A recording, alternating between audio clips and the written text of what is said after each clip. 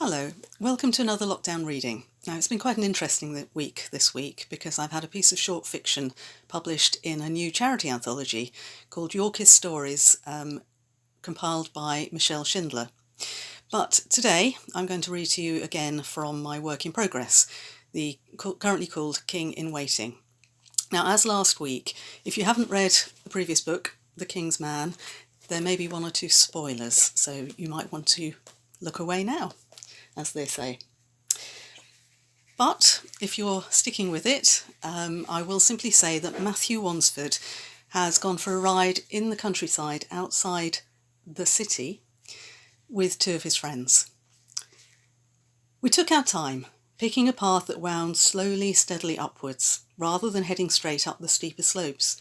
Perhaps it was a sheep track. The grass was cropped short as though by flocks, though we saw no sign of the animals. Birds there were aplenty. Skylarks soaring high above, almost beyond our sight among the clouds, their melody tumbling down upon our upturned faces. Gulls wheeling, screaming around the shoreline far below. Dark grey crows with black hoods upon their poles, perched gloomily on new budding branches like waiting executioners. Even the early swooping of swallows, chasing insects across the green. And then, almost out of nowhere, a cuckoo, cuckoo, cuckoo from a tangle of birch and hawthorn a little way ahead. Alice reined back her grey horse. It's a long time since I heard a cuckoo, probably not since our last spring at Middleham. I was never there in spring, said Edward. His face and voice didn't share Alice's wistfulness. Only in winter, the winter after my father died. It's a stark, bleak place. The Dale? Never! Alice leapt to the defence of the place that had been her home for so many years. You simply didn't see it at its best. When the bright green fronds of bracken were unfolding on the moors amid the gold of last autumn, or the soft froth of pink-white hawthorn blossoms lined the lanes. Or the purple blaze of heather on the hilltops in high summer, I joined in, adding, I was never there properly in the spring either, but it is beautiful there, and the castle magnificent. Edward eyed us both. You sound as though you really love the place, and miss it. He sounded thoughtful.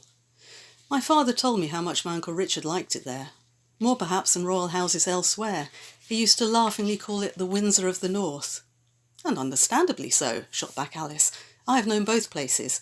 Middleham may not be as grand or luxurious as Windsor, but it was our home, and every bit as comfortable.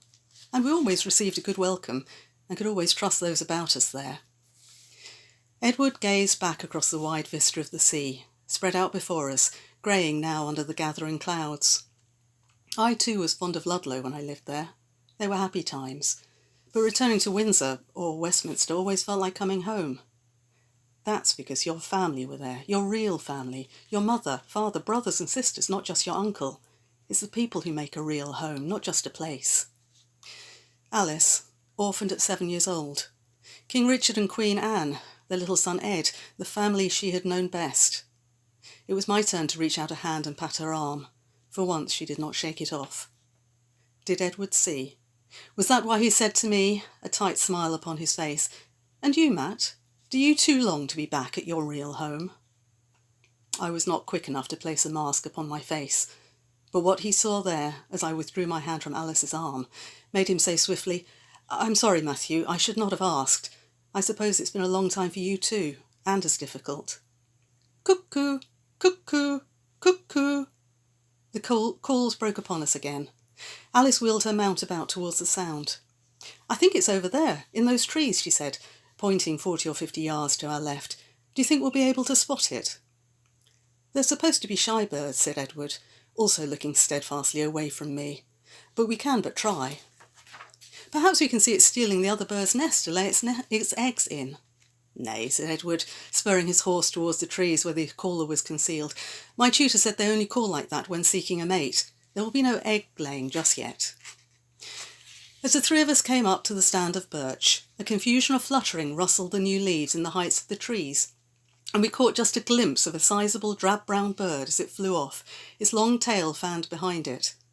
A moment or two later, cuckoo, cuckoo, cuckoo, sounded again, a little distant this time, screened by the trunks and scrubby undergrowth before us.